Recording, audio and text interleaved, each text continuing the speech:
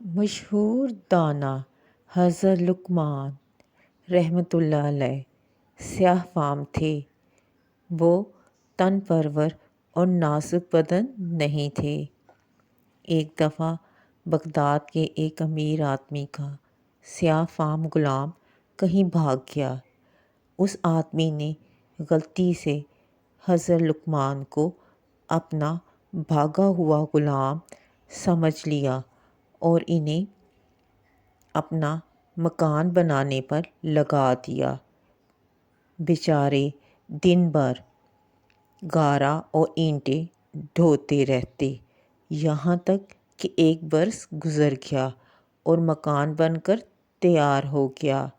اتفاق سے انہی دنوں امیر آدمی کا بھاگا ہوا غلام واپس آ گیا۔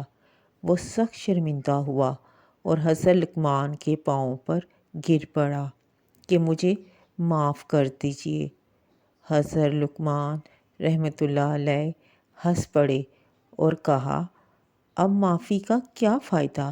میں سال بھر خون جگر پیتا رہا ہوں، اس کو ایک دم کیسے فراموش کر دوں؟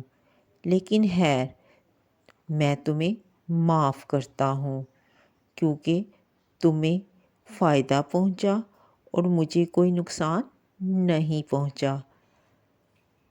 میرا بھی ایک غلام ہے، بعض اوقات میں اس سے سخت کام لیتا ہوں۔ آئندہ میں اس کو کبھی بھی کوئی سخت کام نہ دوں گا کیونکہ مجھے سال بھر کی یہ مٹی اٹھانے کی مشقت ہمیشہ یاد رہے گی۔